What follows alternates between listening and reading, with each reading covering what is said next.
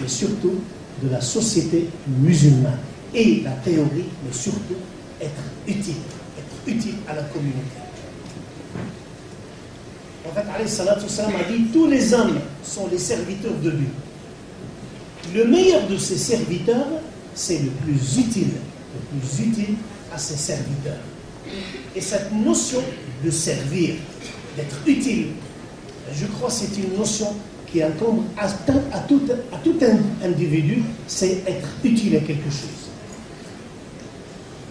Et le problème, c'est celui qui ne trouve pas son utilité. C'est celui qui ne trouve pas sa place.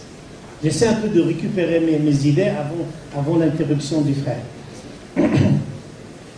Et l'essentiel, pour ne pas me répéter, l'essentiel de joindre et la foi et la pratique, c'est lorsque vous saviez individuellement que vous êtes sous le regard d'Allah subhanahu wa ta'ala.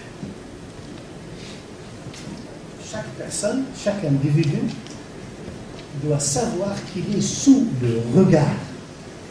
Et ce n'est pas seulement son corps qui est sous le regard, mais son cœur. Et apprenez ce hadith par cœur. Il a dit, Inna Allah la yanduru ila suwarikum wa amwalikum. Dieu ne regarde pas vos images ni vos fortunes, mais il regarde vos cœurs et vos comportements. Lorsque vous savez maintenant que votre cœur est sous le regard d'Allah, à vous aussi, une nouvelle fois, notez votre cœur. Il vaut combien?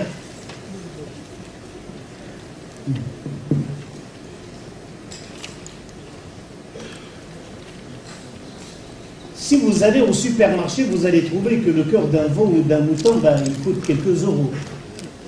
Mais par rapport à Allah subhanahu wa ta'ala, il vaut combien? Quelle valeur vous avez? Est-ce que c'est un cœur vide, totalement vide, ou c'est un cœur qui est rempli, et par la foi, par le comportement, la miséricorde, et ainsi de suite? Ça, c'est un défi essentiel pour chaque musulman et musulman. Parmi aussi les notions que l'islam a apportées au niveau de la perfection, c'est cette notion de paix. Malheureusement, aujourd'hui, ce que nous dégageons, aujourd'hui, il y a un article terrible dans le journal Le Temps. On a cessé de tracer cette idée obscure et noire de cette religion. Et moi, je dis, dans la majorité des cas, ils ont tort, mais jusqu'à un certain niveau, ils n'ont pas tort, ils ont raison. Parce que la seule erreur qu'ils ont, c'est qu'ils font l'amalgame entre l'islam et les musulmans. Et des fois, nous, on n'est pas habitués à faire cette autocritique. On ne nous a pas habitués à faire cette autocritique, à savoir que c'est nous où incombe la faute et l'erreur. Je viens de vous dire la notion de Sofiane par rapport à sa femme, par rapport à sa chamelle, et c'est nous la faute.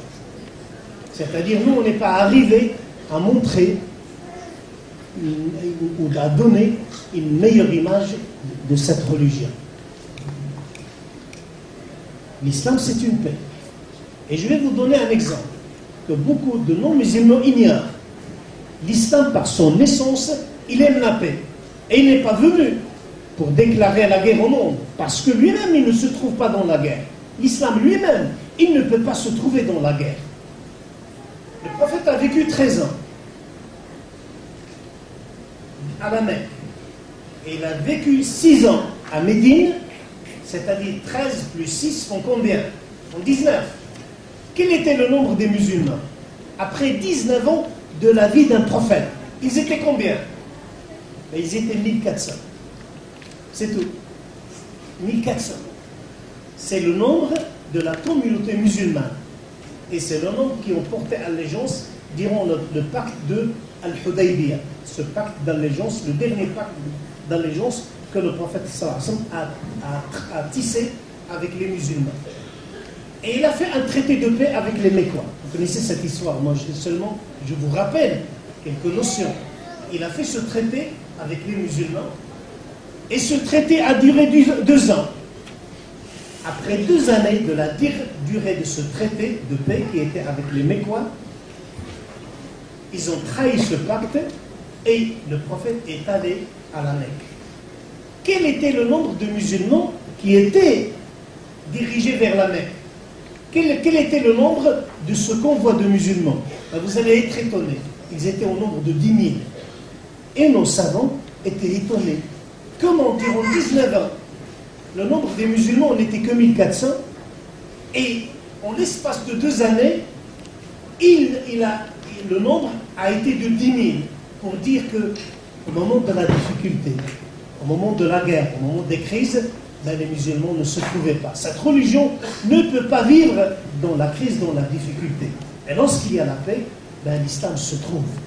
C'est la chose que nous, on a de la peine à installer. Ce qu'on dit les musulmans, c'est vrai, moi je le dis, et je le répète, il n'y a pas cette autocritique des musulmans. Certains parmi notre communauté, ils n'arrivent pas à donner une image correcte et digne de cette religion. Et des fois, on est complaisant. Et il y a une certaine hypocrisie entre nous. On n'a pas le courage de dire aux fautifs, tu fais faux. On n'a pas le courage de dire à ceux qui traînent l'image de l'islam et des musulmans, ça c'est faux, ça c'est mauvais. Et on se laisse. Et des fois, on paie la facture très chère. Et je crois que l'Occident, que nos voisins ont besoin d'un jugement fort et clair et net. L'article d'aujourd'hui, du journal du Temps d'aujourd'hui, c'est qu'elle a dit que certains responsables musulmans ont un double langage. Et bien ça c'est vrai aussi. Et ici, elle était devant moi, je dis pas tous, pas toutes, mais une certaine partie des musulmans, ils ont un double langage. Même lorsqu'on défend l'islam, il n'y a qu'un seul islam. C'est l'islam du Coran et de la parole du prophète alayhi salatu wassalam. Il n'y a pas d'hypocrisie, il n'y a pas de double langage, il n'y a pas de double comportement. C'est le suivant. Lorsque c'est quelque chose d'immuable, d'intouchable, il fallait le dire. Ça, c'est un texte d'intouchable. Ça, c'est un texte que personne n'a le droit d'abroger, ni d'annuler, parce qu'il est transcendantal, il provient du ciel, personne n'a le droit d'abroger ce texte. Heureusement, les textes juridiques sont minimes par rapport à la majorité des textes islamiques. Des fois, on se cloisonne à des idées par rapport à des textes d'imams, d'écoles juridiques. Et lorsqu'on s'intéresse à l'islam en profondeur, on regarde qu'il y a beaucoup de choses.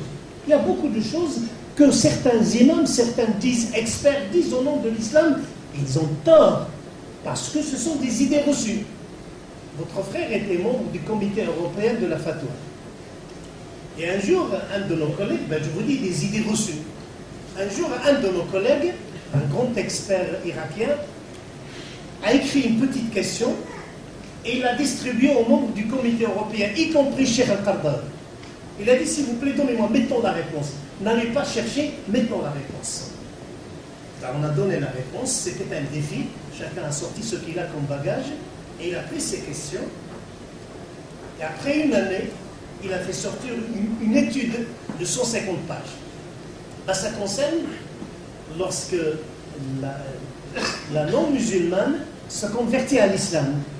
Est-ce qu'elle a le droit de rester avec son époux non-musulman, ou elle doit quitter? Ce que nous donnons comme réponse, et moi le premier, ça c'est seulement un exemple que je vous dis maintenant. Normalement, je n'ai pas le droit un peu de... Mais après, on a donné la fatwa. La réponse qu'on nous dise, peut-être c'est aussi votre cas, c'est après 3 mois, elle doit quitter son mari. Et c'est la réponse que nous donnons automatiquement depuis des années. Et le plus bizarre, c'est que tous les membres du comité ont donné la même réponse. C'est-à-dire, après 3 mois, elle doit quitter. Et lorsque ce frère a étudié, il a approfondi cette question, on a trouvé que la fatwa, que les avis de l'islam, il n'y avait pas un seul avis, il y avait 7. Et parmi ces avis, c'est un avis d'un grand compagnon que vous connaissez certainement, qui est Ali radiallahu anhu. Ce n'est pas n'importe qui, Ali. C'est un grand savant, c'est le gendre du prophète, c'est l'imam des imams. Et ce compagnon a dit, elle a le droit de rester avec lui. Ben, jusqu'à quand? Ben, jusqu'à la mort. Ben, personne, moi, j'ai jamais étudié cette notion. Je ne l'ai jamais trouvée. Ben, lorsqu'on en allant en profondeur, ben, on trouve que des fois, nous avions des idées prises comme immuables, et ce ne sont que des idées parmi les idées. Et c'est pour ça, je crois que nous aussi, nous devons, j'ai dit, il faut tout le temps avoir cette autocritique, et lorsqu'il y a certains parmi nous qui attaquent l'image et dans notre religion et dans notre communauté, ben, il faut avoir ce courage. Je dis, arrête, ça qui nous apporte du mal plus que du bien.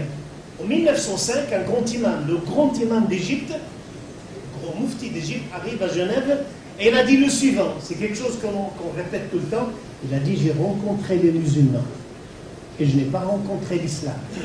Et je suis retourné en Égypte, j'ai rencontré les musulmans, mais je n'ai pas rencontré... Non, il a dit, j'étais en Suisse, j'ai rencontré l'islam, je n'ai pas rencontré les musulmans. Et je suis retourné chez moi, j'ai rencontré les musulmans, mais je n'ai pas rencontré l'islam. Tout le temps, les musulmans répètent cette notion de salutation. Assalamu alaikum. Il est préférable de dire bonjour, bonsoir, en anglais ou en français. Pour nous, on aime tout le temps ce mot. Assalamu alaikum. Ce sont nos salutations. Et des fois, on doit se poser cette question. Que veut dire assalamu alaikum? Est-ce que c'est bonjour, bonsoir? En allemand, grüezi, grüezi ou bien... Non. Ce n'est pas des salutations à faire joli ou à souhaiter la bienvenue. Là. Les salutations, assalamu alaikum, c'est un engagement. Le prophète a dit, lorsque quelqu'un entre chez lui, il dit assalamu alaikum à sa famille, à sa femme, à ses enfants. Lorsqu'il n'y a personne chez lui, ben, il doit dire assalamu alaikum. À qui? Au mur. Et voilà, et ainsi de suite. Ben pourquoi? Parce que c'est un engagement. Assalamu alaikum veut dire que la paix soit sur vous. Donc je ne peux pas dire assalamu alaikum et je t'agresse et je t'insulte. Et ainsi de suite. C'est pour ça qu'il y a beaucoup de salamu alaikum qui doivent être revus et corrigés. Parce que ce ne sont que, comme vous dites, que des blabla. Et c'est vrai. On se casse la figure et avant on dit assalamu alaikum. Et le pire, après on dit assalamu alaikum. Ben, assalamu alaikum, si vous respectez au moins cette salutation, ben, vous devez être une paix. Une paix pour vous-même tout d'abord, une paix pour les autres, et les musulmans, pour votre famille, mais aussi pour les non-musulmans. Ce que j'ai gribouillé entre Lausanne et Genève pris fin. Je souhaite, Inch'Allah, que j'ai rempli un peu ce laps de temps. C'est vrai que le thème que le frère devrait traiter, c'est un thème extrêmement important. J'ai fait ce que j'ai pu. Si c'est bien, c'est grâce à Allah subhanahu wa ta'ala. Si j'ai fait mal, ben c'est à cause de mon ignorance. Barakallahu fikum, wa jazakumullahu khair, wa salam alaykum.